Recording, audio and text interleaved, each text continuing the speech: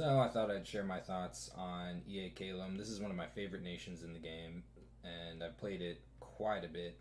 Probably the only other nation I've played more than this one is Therados. Though I think when it does come to my strategies with this nation, it's nothing too against the meta. I do play this one fairly traditionally, but I might have a couple of things that I can share for. Well, definitely some stuff for newer players. If you don't know anything about this nation, I should be able to help out quite a bit. And maybe there's a couple things that I've figured out for more experienced players. Who knows? I believe this nation is based off of the Zoroastrianists, an old religious sect in the Middle East. They used to be a really big deal. There's not very many of them left anymore. I suppose they peaked in the mid game. But yeah, I'll just talk about the units real quick. I'm not going to talk about all these units down here. I'm just going to mostly talk about the important ones and just kind of the general traits that most of them seem to share. The obvious one being flight. That's the main thing that makes this nation stands out. Is just about everything that you have flies. As you can see, a lot of these things do have similar traits. A lot of them being these. The Raptorian ones are pretty basic. I very rarely use these. I never use them. And you've got the Spire horns with the black wings, and these things, they'll tend to be shock resistant, cold resistant. Some of them do have storm immunity, which means that if you cast storm, they will still be able to fly, which is a pretty big deal because you're going to want to be casting storm a lot with this nation. And then you have the areas, which a lot of times they have ice protection because they have this ice armor. The ice clad have very strong ice protection. This means that if you're in a cold province, the colder province it is, the more their protection is going to be from their ice armor. That has pretty good defensive implications. So that's a strong thing to consider. But make sure that when you're setting up your armies, that you're paying attention to these traits that these units have. Not all of them have storm immunity, not all of them have lightning resistance, and not all of them have cold resistance. So it's just something you do want to pay attention to when you're setting up your armies. The ones that I use the most, for one thing, the Spirehorn Warrior. This is an extremely efficiently costed flying unit with, it does have low protection and no helmet. So this is, these are going to die and you're going to lose them fairly often in large numbers. But that's what this is basically a disposable flying unit with a lance as a charge bonus on the first strike that is magic. Does magic damage. So extremely useful unit right here that flies in storms. This unit is going to basically stay relevant for you the entire game. This is what I used to expand with. And this is always going to have a place in my armies throughout the entire game. Especially once you can get some buffs going for it later in the game, it'll be a little more survivable. But yeah, this is kind of the basic, in my opinion, the basic unit for EA Caelum. And you do have this kind of similarly cheap archer. I don't use it very much. The problem with using archers in this nation is that your melee units fly, and where they often fly is into your opponent's armies, and then your archers are now shooting at your own low protection, no helmet units. A lot of times your archers will be doing more damage to your own units than your opponent's units, so that's something to keep in mind. I don't recruit a lot of ice clads. They, on paper, they definitely have a place defensively in your own dominion, or offensively in another cold 3 dominion. So just something to keep in mind. They will be pretty survivable in anywhere with cold 3 because they do have a really strong ice protection bonus. When it comes to the capital only units, I never recruit these, chiefly because they don't fly. So they have low map moves, so they don't really they can't really be moved around. I'm kind of eschewing the advantage of having high map move flying when I try to use these in my armies. They're also sacred, so I'm not going to be able to mass that many of them. And usually when I am massing sacreds, I'm going for the Myra Warriors. These are also sacred, and they have storm power, so they're kind of cool. You might feel inspired to play around with them. I don't. When I am recruiting Sacreds, I do like to stack up some of these just because they are stealthy, so that I have a stealthy, just one, basically one or two stealthy raiding forces. They have low upkeep. No, they are kind of expensive on their initial cost. They have low upkeep, and they are a little more survivable than your other soldiers. So they're basically, it's just like having an elite stealthy raiding squad is what I use these for. I also, these right here are capital only, the Blizzard Warriors. Once I'm starting to efficiently recruit Spirehorn Warriors off of my capital, because I need to recruit as many of these as possible on my capital in the early game. Once I'm doing that efficiently elsewhere, I like to stack these up because of their bow attack, and because they are kind of hard to mass. But basically, this is like an emergency. Having a good pile of these is good for a lot of different emergencies because they have a magic ranged attack, which is awesome, that does fatigue damage. Answers a lot of different problems that you might run into later on in the game. Can help out with against a lot of elite units. Can help out against a lot of just a lot of different things. This answers thugs. Certain SCs will get chewed up by this. So I definitely consider these pretty good recruit later on when you don't need to get these on your capital anymore. Start stacking up these along with your choice of sacred if you do want to get any of the sacred at all. You really don't. You don't have to. You do have a mammoth, a decent protection size 6 trampler, and it does have snow move and high bat move, so you can move them around okay with your flyers. But I don't like these.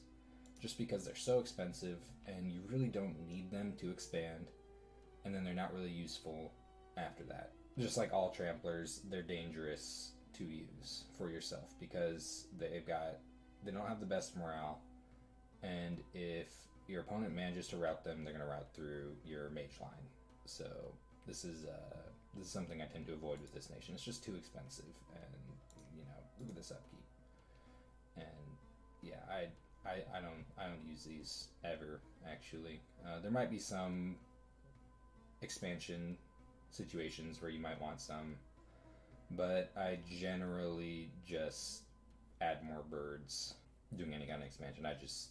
I'll combine a couple Spirehorn Warriors on a more difficult, or a couple expansion parties of Spirehorn Warriors on a more difficult province. When it comes to the commanders, you have a super good flying scout, of course. This is an 80 leadership commander, which is important because you don't have very many of these. You do have your Eagle Kings. That's about it. So this is what allows you to do formations. There's a trick you could do with 80 leadership formations I'll talk about later with this nation or with any kind of flying units. So yeah, you'll need a few of these just for that 80 leadership. Is pretty important. But most of what you're going to be using, at least in the early game, in my opinion, should be the Area Seraphines, because they maintain relevance outside the early game, just as as mages, researchers, H2 priests. They're stealthy, which is pretty cool. If you have these leading your expansion armies, they can cast Sermon of Courage on them and help prevent routing, because these only have morale 10. They do like to route, something to keep in mind. And then, these can cast a little bit of support magic. And then after you're done using them to expand, you can have one go around site searching, one or two go around site searching, and then the others can research. So that's really nice. They maintain their relevance. And you're going to have a lot of expansion parties pretty soon, presuming you're going scales. You'll be able to be recruiting basically an expansion party a turn with these, which is really important because you do take attrition and you constantly need to be combining and reinforcing expansion armies. This is an incredibly cheap Air 1 mage, and you might be thinking, oh wow, look at that, that is an extremely efficient gold to research cost. I don't recruit these because they're not very effective battle mages, so I literally never ever. Occasionally, when I just have a little, like when I'm really gold starved, I'll nab one just for a little bit of research. That's about it, because they're not really useful for much of anything else. They could expensively cast a couple of decent air spells, but it's not something that I consider really worth recruiting, because you have these, which, yeah, they're a lot more expensive, but then they're extremely effective battle mages.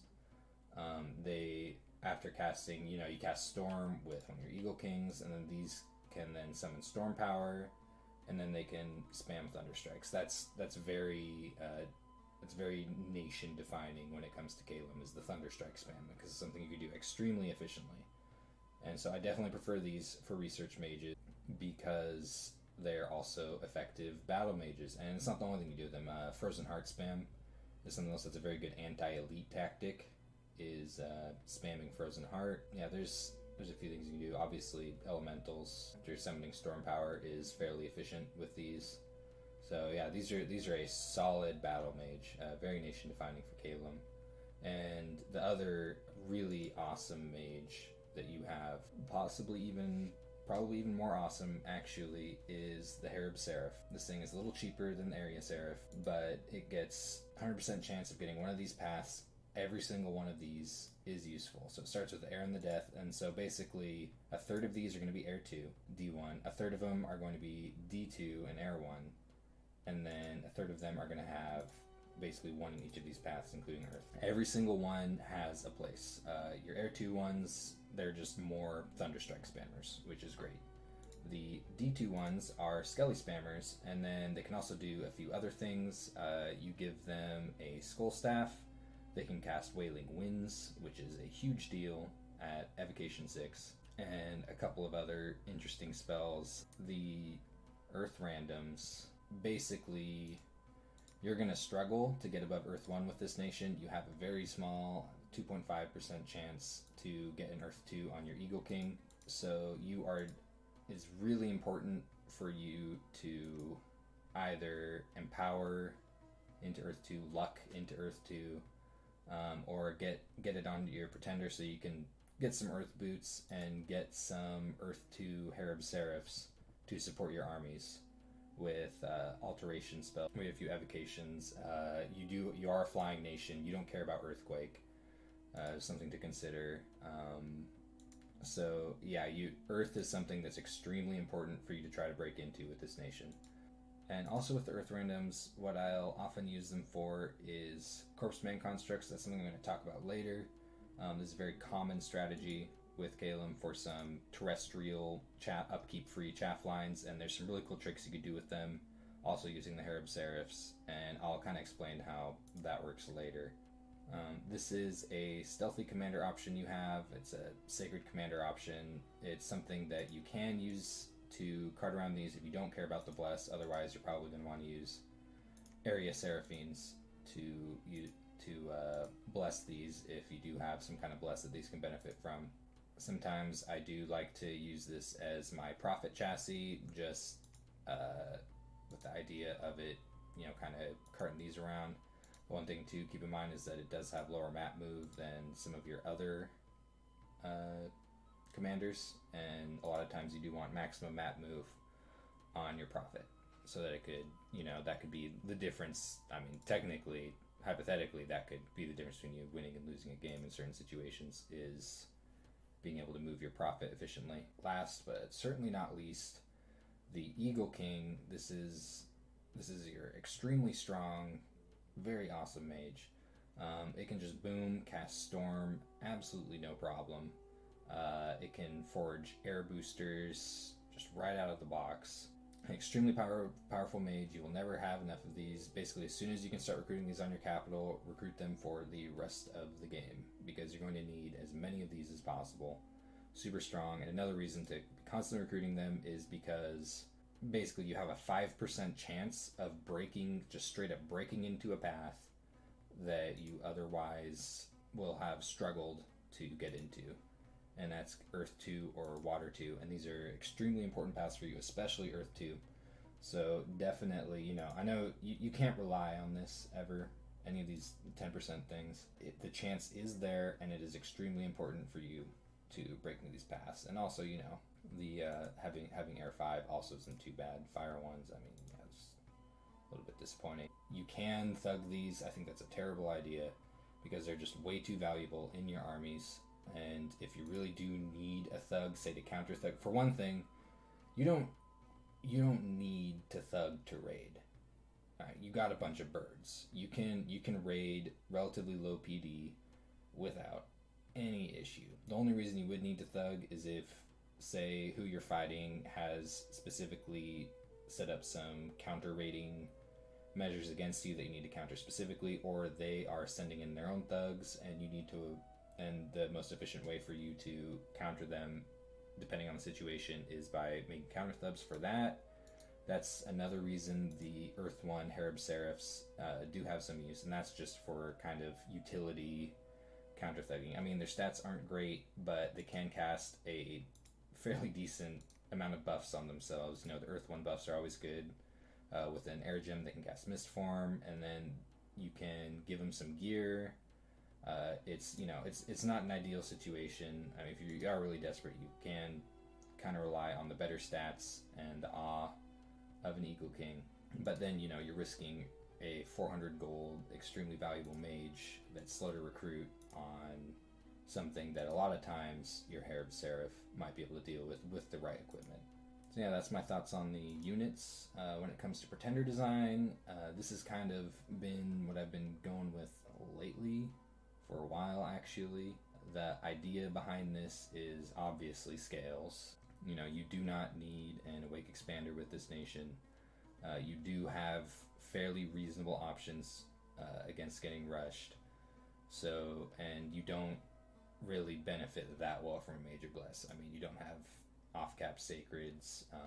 Most of your mages are not sacred. It's pretty much just the Eagle King and the Seraphine. So you really don't need to care. But like, I don't even really care that much about these bless points right here. They don't really. That's not why I have these paths. I have these paths for a couple of reasons. One of the main ones is just in case measure, because getting into Earth is extremely important in this nation, and having Earth 2 on my Pretender is going to ensure that I can at least break reasonably into Earth.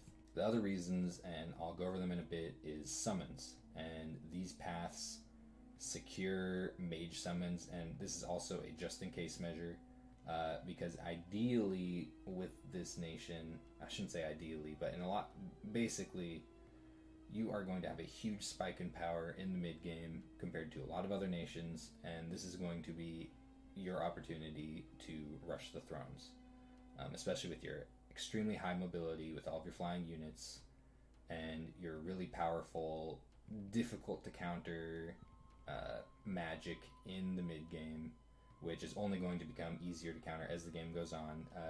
The idea behind this is sort of a just-in-case measure for a longer game, to where you can start summoning. You have really powerful mage summons that give you incredible diversity, and I'll go over those in a bit. And this basically just in case the game goes long, you're not able to win in the mid-game, you're not knocked out in the mid-game, you have something for sure that you can start breaking into for a longer game.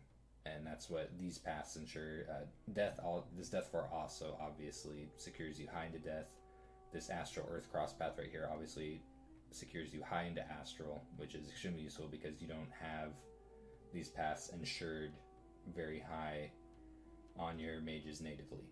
Another thing to consider is you may want to get a couple points of water for the same reasons that I have a couple points of earth, is just to secure yourself in this path and make it so that you can forge reasonable boosters and use a lot of your utility spells. You do have some good water utility spells because you are a cold 3 nation, and a lot of your units and mages have cold resistance, and there's some tricks you can do with water magic, so that's something to keep in mind.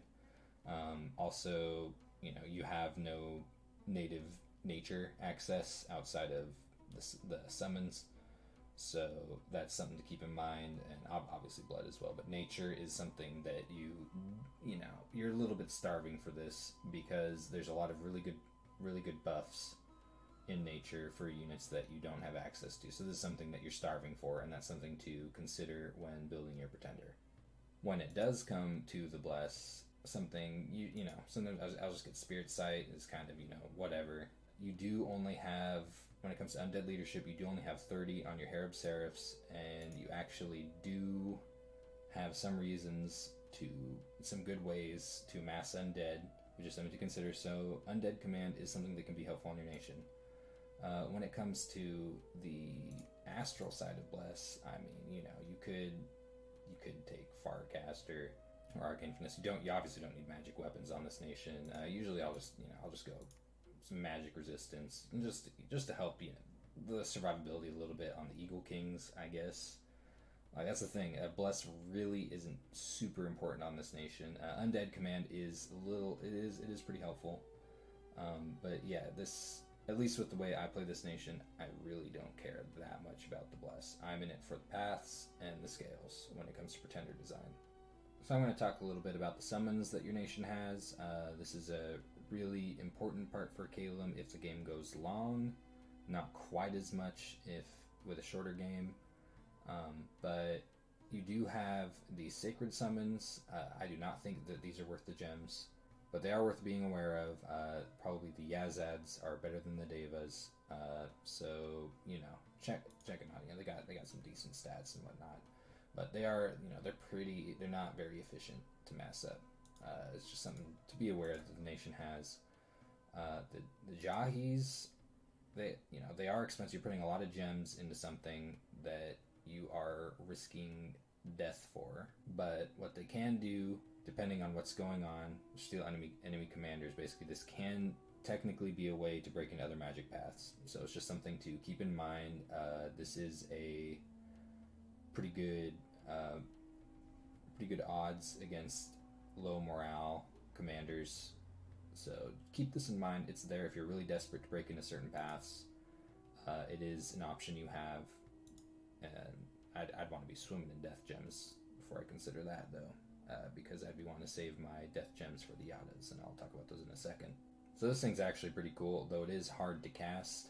You're not going to be able to cast this with your pass unless you put it on your Pretender. By the way, this is a way that you can break into higher water. If you just put 1 point of water on your Pretender that already has Astral, this will get you into 2 water, and that'll break you pretty comfortably into any water pass that you'll need for most of the game. These things, they cast Rain every battle. They can give some units water breathing. They have really high underwater regen, and it's pretty good. So you could use these to raid into the water if you really wanted to. But that implies that you're able to get a hold of them in the first place, which isn't that easy. They are fairly gem efficient for what they are. That's worth grabbing at least one of these, if you really need that magic path. So something to be aware of. Something else to be aware of is at Thom 6 you have this spell. I've actually never used this. On paper, this is pretty strong, an armor-negating paralysis attack that also summons some birds, and that your Harab Serifs, literally all of them can cast this.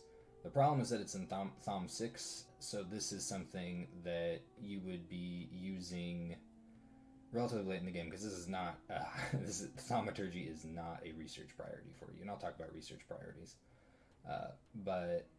This is, and you also have other options, because this is basically what this is good for is countering smaller groups of elites and enemy armies. You can tie things up with the Black Ox. It's always useful.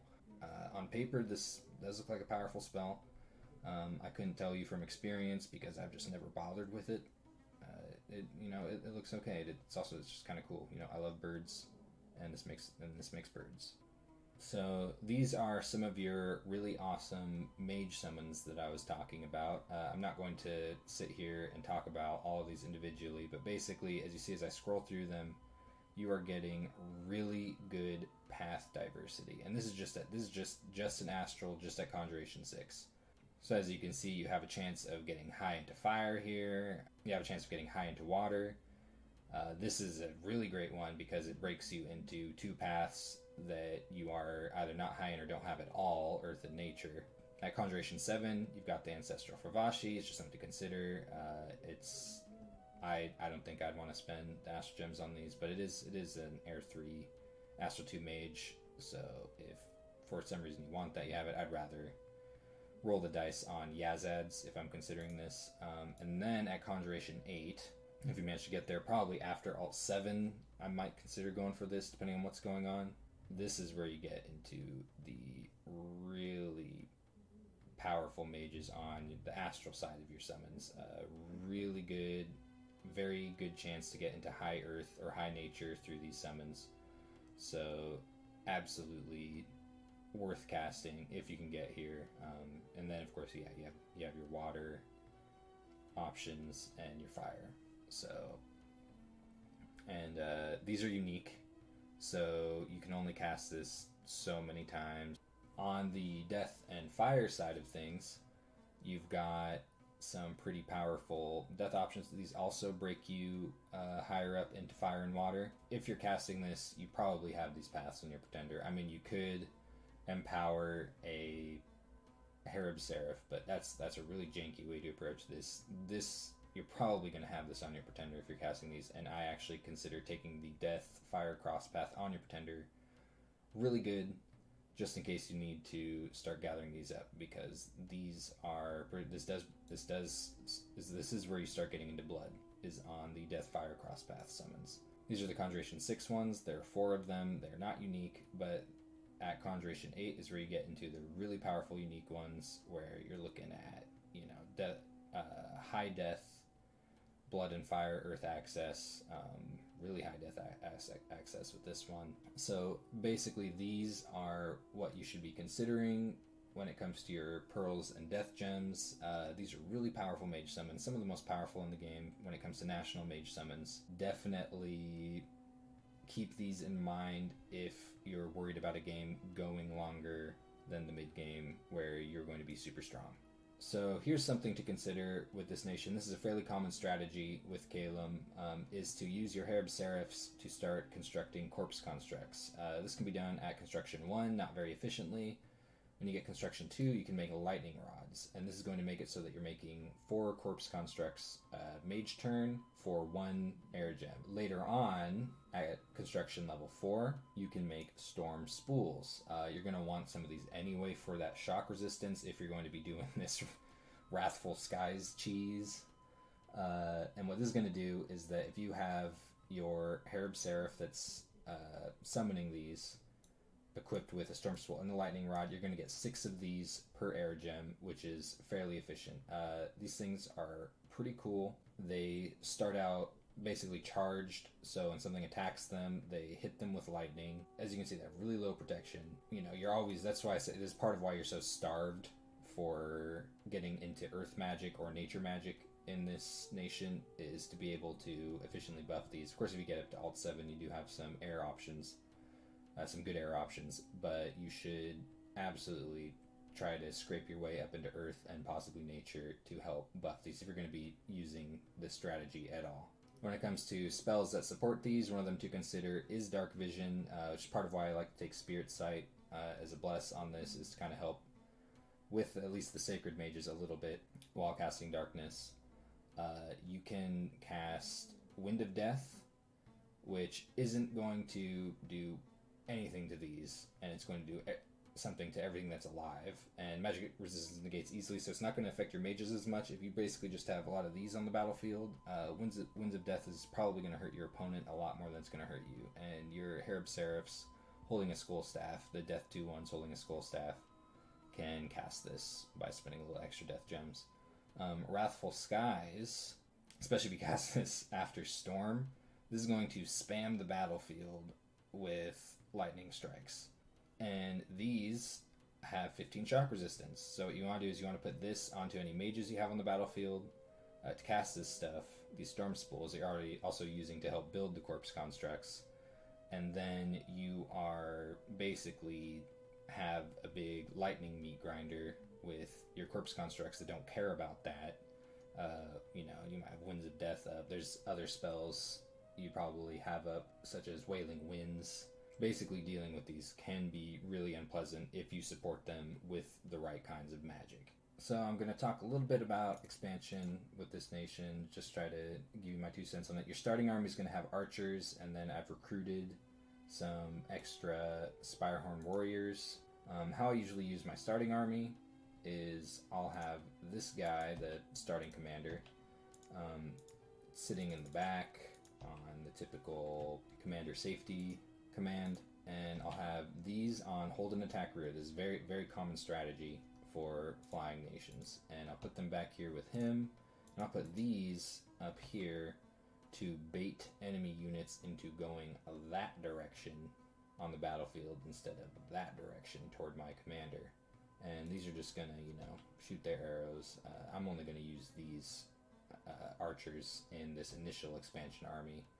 And really lucky turn 2 random right there. That's a huge deal right there. And I'm gonna go for what's going to cause a very low amount of attrition with a decent amount of income and resources. This one's got some heavy cavalry, so I'm going to be a little more careful when approaching that one. And this one will also probably be a pretty lucrative option. But this one I know has decent resources, decent income, because my Dominion spread there, and looks like a fairly low amount of indies. So I shouldn't take too much attrition, then I can keep expanding with this army. As for research priorities, I'm going to want to get to first Conjuration 2, and this is going to give me Summon Storm Power, which, these are pretty lucky randoms right here. And I might consider getting to Construction 2 first, depending on what's going on, but generally I'm going to go straight for Evocation 5 for Storm and Thunderstrike, because that's going to be really powerful for me, and the sooner I can get it, the better. After that's when I'll probably get Construction 2, just to get some utility options in there, maybe get some corpses going. You could make Awakools with this nation. I do not usually, because they're kind of hard to make efficiently, and I would much rather use my air gems for other things. Air gems are extremely precious with this nation, and you want to be really careful with them, and so I don't really like using them for Awakools. And then I'll be getting up to Conjuration 5 for air elementals and some other general utility things. Enchantment is something to consider, getting up to Enchantment 5. I wouldn't say it's a high priority, but eventually you're going to have a lot of Death 2 Harab stacked up, and those can Skelly spam. On the way, you also get Cloud Trapeze, which can be used to counter certain things with you, because you have a lot of mages that can cast Cloud Trapeze. Later on, with Enchantment 6, you can get Arrow Fend, which can be really useful because your stuff does not have the best protection, and it is kind of weak against arrows, against archers. So that is something to keep in mind, getting to Enchantment 6 eventually. It's not a super high priority. You can, if you do manage to break into water, you have a lot of Cold 3 lying around, you can cast Grip of Winter in certain situations, and it's going to, if you set it up correctly and have good cold resistance units and whatnot, it's going to affect your enemies a lot more than it's going to affect you. But yeah, when it comes to climbing Evocation, you're looking at Thunderstrike Storm. If you do break into Earth, most of your stuff doesn't care about Earthquake because it flies. Something to keep in mind, at Evocation 6 is where you get Wailing Winds. But yeah, Wailing Winds is super powerful and a really good reason to prioritize Evocation 6. Alteration is fairly important for you, getting up to 3 just to protect your mages, just for their, your mages basically their own personal buffs. If you need to counter certain strategies coming at you, give them protection, misform, things like that. Frozen Heart at Alteration 6 is a Water 1 spell that is really good at countering elites and thugs and things of that nature, and you have a lot of Water 1 mages, so that's something to keep in mind. Alteration 6 is a really good target, and then Alteration 7 is where you can start casting Fog and hopefully Marble Warriors, which is kind of difficult for you to cast. But if you do have Earth 1 mages, you technically can cast this with your Earth 1 Harab Serifs if you're desperate. It's going to cost a lot of Earth Gems, but basically you have to spend extra gem to cast Summon Earth Power. That's going to give them up to Earth 2, and then you cast extra gems to cast Marble Warriors. I think that's going to cost 4 gems with an Earth 1. Ideally, you'll be able to make Earth Boots, and then you could just have a few Earth Boots, and then you could just put them on your Earth 1s and have them summon Earth Power, and then they can just cast this a lot more easily. But yeah, this is a pretty good target for nation, but especially Fog Warriors, which is a really powerful spell. Makes you really annoying to deal with, especially if you can get Alt 7. I'd say Alt 7 is probably one of your highest priorities, along with Evocation 5 and maybe 6, Conjuration 5, and then enchantment, at least 5 for the Skelly Spam, maybe 6 for that little extra bit of utility. You really don't need to climb that high into construction. One thing to keep in mind, you do have some earth buffs that, like Legions of Steel, that you might be able to use if you get things going correctly. But you don't have huge pressing needs to climb higher into construction than maybe 4, depending on what you're doing. Getting to construction 6 will at least make it so you can make water bracelets to get water 2 mages. I don't know if that's worth going out of your way until later in the game to get. Something to consider. I definitely would say that as soon as you're looking at, Conjuration 5, Alt 7, Enchantment 5 to 6, Evocation 6 to 7, that you should start looking towards getting your Conjuration up. There's not a lot going on for you in the Thaumaturgy path. You do have that national spell that's kind of cool, but when it comes to the mid-game, Thaumaturgy is a really low priority for you. And after that, you're probably going to want to start hitting Conjuration 6 to start. Hopefully you'll have your Pretender out by now. And if you have set it up, at least the way that I set it up, you're going to want to start hitting Conjuration 6 for magic diversity, and beyond, possibly up to 8, which might be a really high priority for you if the game is going past mid-game, which isn't entirely ideal with this nation. You are really strong in the mid-game, and you're generally going to weaken as people get answers to your bullshit. Here's that initial expansion army in action. These on hold and attack rear, and these just on fire. Or I don't even think I set those to do anything.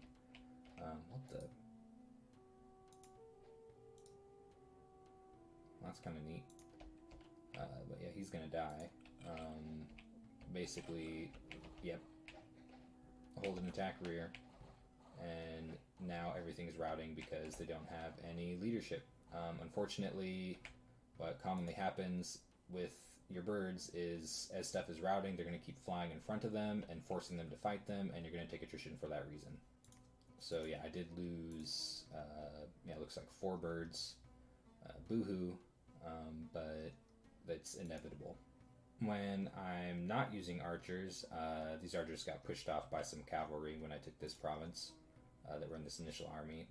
What I do is I use a little group of melee units in basically the same way that I used the archer units. Sometimes you will want to split your groups and have some, say when you're fighting cavalry, there are situations where you want them to hold and attack cavalry or hold and attack closest to protect your commander. Sometimes that is something you want to do. You can also cut down attrition in certain instances, but generally this is what I do 90% of the time when I am raiding just about anything. Something to keep in mind is that things like Marcadas and Tribes, you are going to pick up a decent amount of attrition from things like this as birds, because these have projectiles and your birds don't like projectiles. They catch them very well, and they catch them with their faces.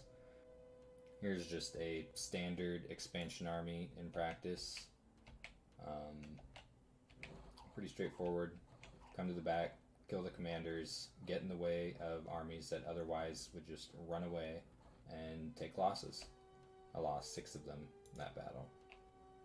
This right here is a good example of why sometimes you want to split your forces and have some be on like hold and attack, say cavalry, because this happens and then my stuff routes. So something to be aware of is sometimes you do want to split your forces and have some just attack cavalry to avoid basically embarrassing situations like this. Here's a similar battle with proper scripting here where there's cavalry involved. I've got these to hold and attack rear and these to hold and attack cavalry. And this should prevent them from getting to my commander. So pretty low attrition actually against this much. I mean, it's not an enormous amount of cavalry, but considering I lost a couple birds, that's less than I expected to lose. So if for whatever reason, if you want to hold a terrestrial battle line, with your melee units, as in you don't want them flying up into the back line or the front line or whatever. Basically, you just want them to stay on the ground. You do have an option to do that. One is obviously just to use archers, but the other is to, if you want to do it with melee units, basically you need a commander with at least 80 leadership, and you need to put them into a line formation and then give them no orders. Not hold an attack, nothing like that, just have them on set to no orders. And what they will do is stay on the ground. At least until for a certain amount of time. As you can see, they're just marching right forward. So this is a really useful trick that you can use. For whatever reason, eventually, I'm not sure if it has to do with the route, but they do start flying afterwards. I'm not sure exactly what triggers that, but the line formation will hold at least at the beginning of the battle if you need it to for whatever reason. If you don't want them flying, that is an option that you have. So when you start transitioning into the mid game and you've hit your major research goals, you've got Evocation 5, you've got Conjuration 5, you're looking pretty strong. Maybe you've got your Skelly Spam stuff working. That's when you want to start looking at the thrones. Can you win a throne rush? Is the map set up to where a throne rush is viable for you? If it is, do it and leave everything behind. Just all or nothing. Just commit absolutely everything to a throne rush and go for it. And while you're doing that, people might see what's going on. They might attack you. Forget about it. Just commit absolutely everything you have to the thrones, to securing the thrones and staying on top of them, and go for that throne win. If that is not viable, it's not looking viable, and it's looking like it's going to be a longer game. Say you have to get a larger amount of thrones, or they're really spread out. Even if they're spread out, you do have an advantage compared to other nations.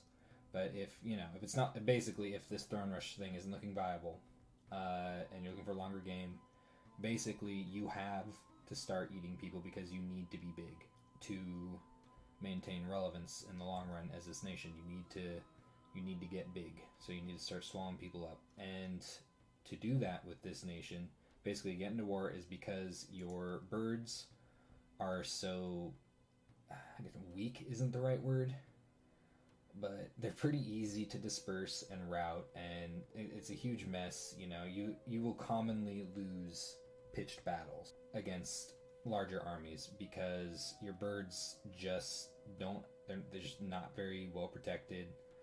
They're size 3, so you don't get a lot of attacks per square, and they just tend to get messed up by higher protection or harder hitting units or lots of archery. That sucks. Yeah, if you're fighting Caelum, and especially if it's earlier on and they don't have arrow fend up yet, if you want to really piss off Caelum, bring a lot of archer. What you're wanting to do is cripple your opponent economically. You want to raid.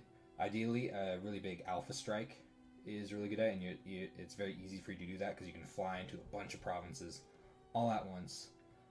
Just kind of pretending there's like some imaginary other nation right here on this test map. You do have some stealthy raider options that you might be able to use, and basically just bam, try to freak them out, make them panic with a big alpha strike, and then just relentlessly raid from there. They're probably going to push a couple of big armies into you. Basically ignore them.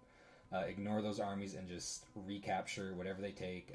They might even siege you. Just don't relent. You can pop forts really quickly with your flyers because they have a siege bonus.